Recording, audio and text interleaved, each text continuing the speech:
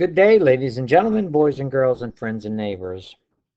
Today is a follow-up to yesterday's discussion. Yesterday, we mostly concerned ourselves with the inverse sine, which was Unit 9, Lesson 1 in our interactive textbook.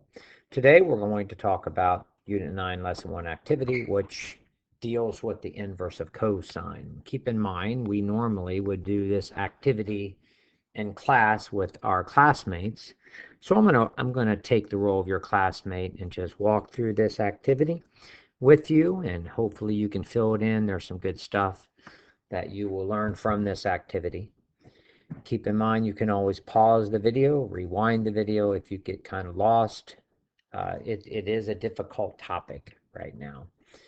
Okie dokie, so let's get on and talk about the inverse of cosine x. Before we talk about the inverse of cosine, we have to first and foremost consider this function f of x is cosine x, and I'm showing you the graph of cosine x here, which all of us were able to graph this by hand pretty efficiently.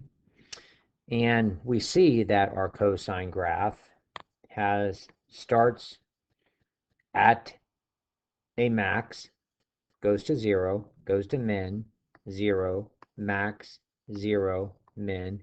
And this goes on, actually, for all x-axes, and it goes on that direction in the opposite direction.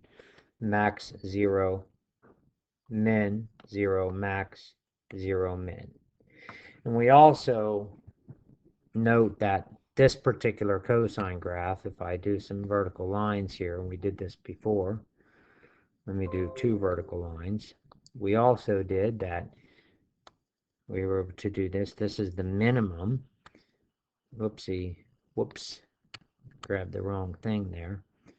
And this is our maximum. And this allowed us to get a good handle on what the range of this function was. And the range of this particular function went from y equals, well, it started from y equals -1 to y equals 1. That's the range.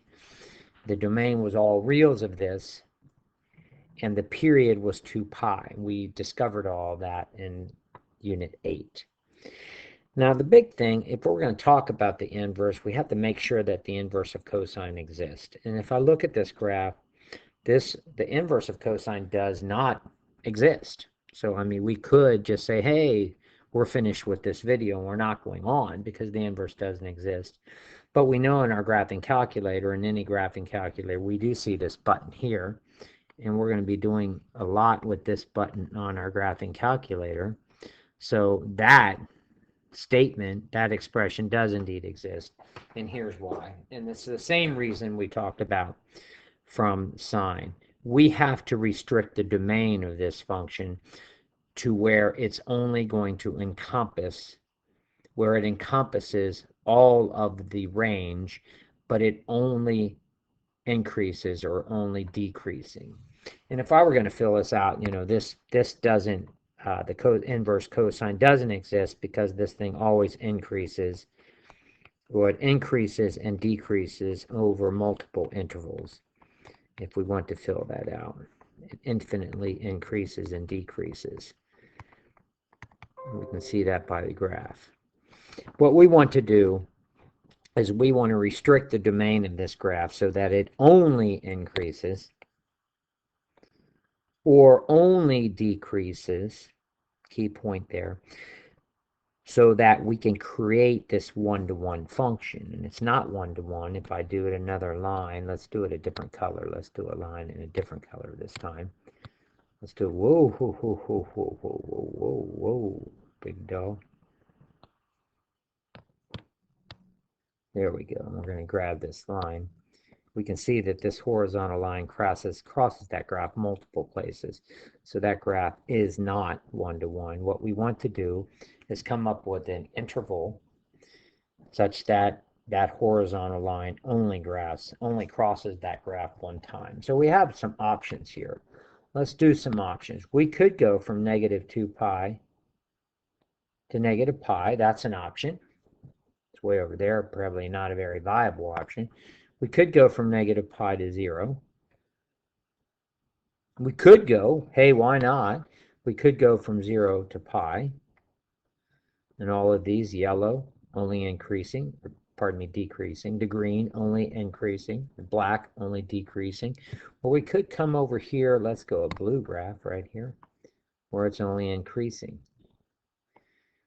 And what if you were the World Wide Web of mathematicians? Which interval would you choose here? Because I have these 4 intervals outlined right here. I have these intervals. Which interval would you choose if you were part of the worldwide consortium of mathematicians? Golly gee, you could choose a lot. Well, without further ado, I'm just going to tell you.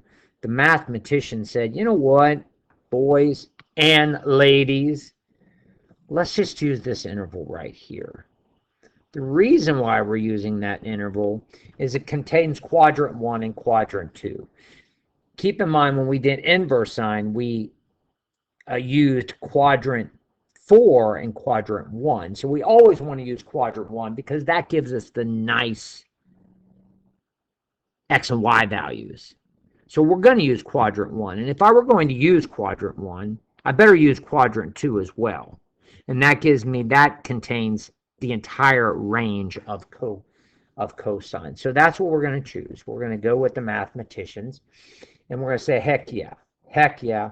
We're going to let this be our restricted domain of our new cosine function. And this, again, this is the range, the same range as our old cosine, but this is our restricted domain right here.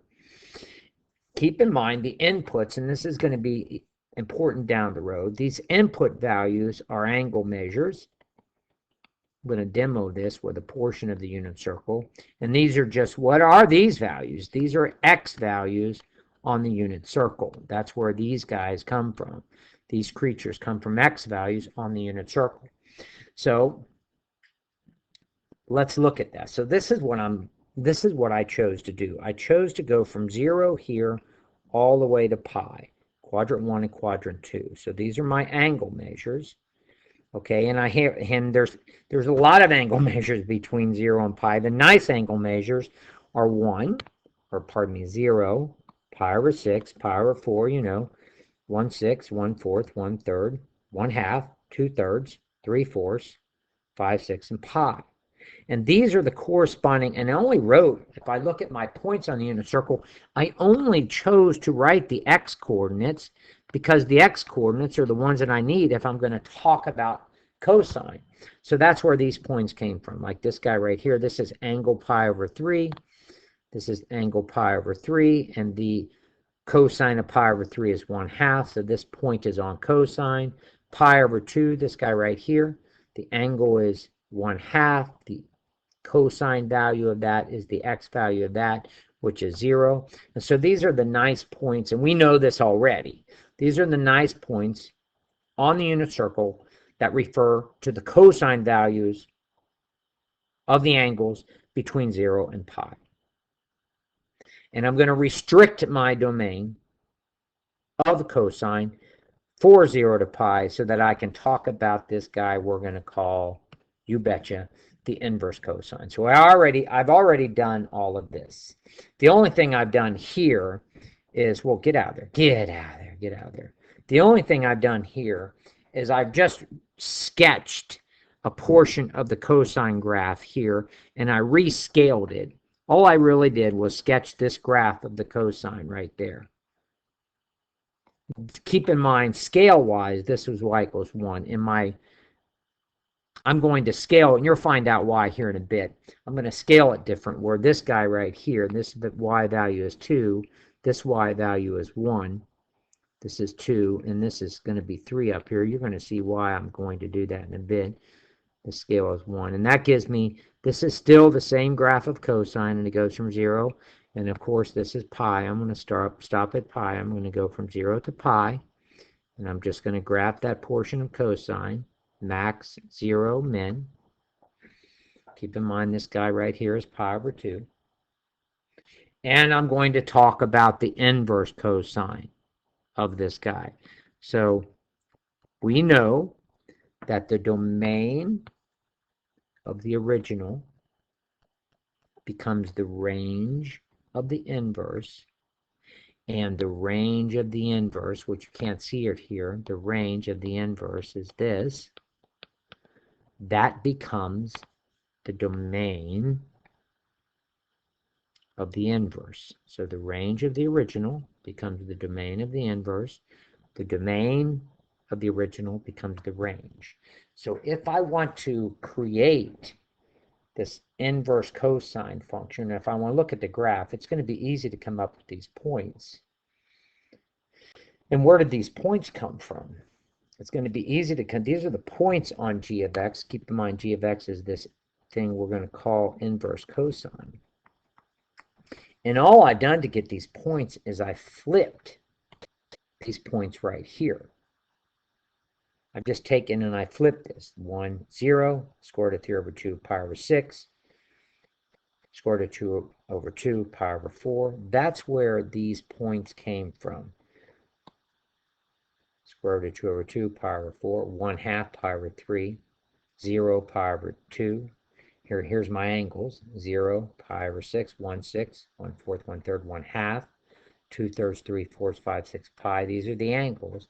And that's important to point out that the output of inverse cosine, and this is going to be important for your IXL, the output for your inverse cosine, these guys are angle measures. And the input, these are x values on the unit circle. And you might have to stop and think about that a little bit. You might have to stop and whoa, and think about that. I don't know how you, it looks like a pop nut. It's not supposed to be. It's supposed to be a thought. I don't know how you create a thought, but you might have to stop and think about that a minute. Okay, what I want to do is sketch the graph of this inverse cosine. So what I'm going to do is I'm only going to sketch 3 points and then connect the dots on the inverse. So I'm going to sketch this point right here, 1, 0. Pi over 2 is about 1.6. I'm going to sketch this point. This point here is going to be negative 1 pi, which is about 3.14. So I'm going to sketch those guys. I'm going to go to my next slide here. Oh, and there we go. Here's this point. Keep in mind, here's my scale right here. Here's that point, negative 1, comma what? 3.14. Go back here. This is that point right here. Negative 1, 3.14. So now I need, this is 0, 1.6. So this is negative 1, sorry, 3.14. These are approximately. This point right here is 0, comma 1.6. And now you know why I rescaled my axes, my y-axis, so I could get the entire graph of the inverse cosine. And what's this point right here? That point, well, hey, let's look at what that point is. That point right there is 1, 0. That's this point. Go back to this graph. That's 1, 0 here. That point is 1, 0. And now all I have to do is connect the dots right here. Let me make sure I'm good to go here. And again, that's hard to graph. And keep in mind, the graph of the inverse is a reflection of the graph of the original about the line y equals x. And that truly, and if you're geometrically minded, you can kind of see that the yellow graph is the reflection of the red graph about that line y equals x. Maybe you can, if you stop and think about it, you might be able to see that. That's a hard graph to come up with. Okay? So, what's the takeaways here? The takeaways here is the range of this inverse cosine. Whenever you use the inverse cosine, you're always going to get a value between 0 and pi. And you can only put a value between negative 1 and 1. And we're going to do some other IXLs down the road that uses inverse cosine and inverse sine, and you're going to need to remember that. The one last thing on our activity, which is going to be important. Here, let me say this before I go on. I apologize. I'm about 14 minutes, so I'm pretty good. I'll be able to do the last part. The last thing I want to, not the last thing, maybe the second last thing, I want to make sure that you understand that sometimes in some textbooks, I don't think they use this in our IXLs, but I know I use this interchangeably. This term arc cosine. Arc cosine means, hey, the output's an arc. What do you mean? I thought the output's an angle. Well, if you remember our definition of a radian value, which is the length of the arc on the unit circle, that's why some people, some mathematicians call inverse cosine arc cosine, because it outputs an arc.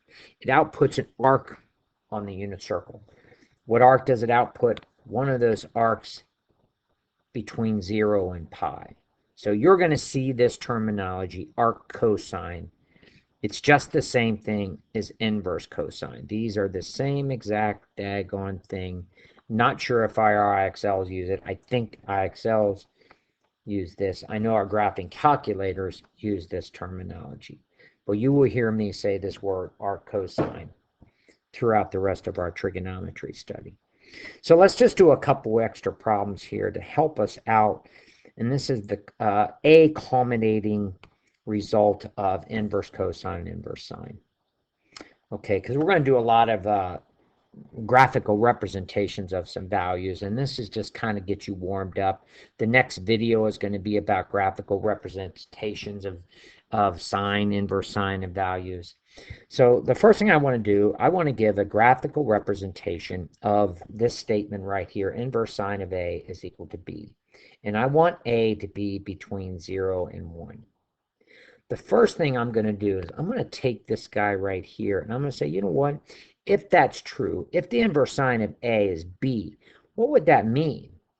Well, wouldn't that mean that A, come on now, wouldn't that mean that A is equal to the sine of B? Because, hey, the output of inverse sine is going to be an angle. Angles are what I sine. So the sine of B is equal to A. And A, what does A represent?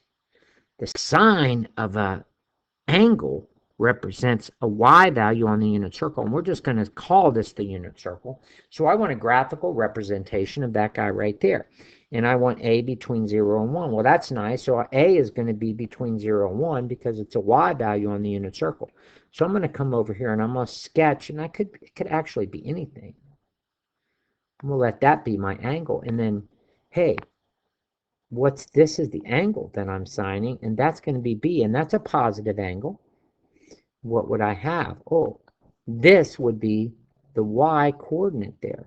I'm not concerned about the x coordinate because I'm talking about sine.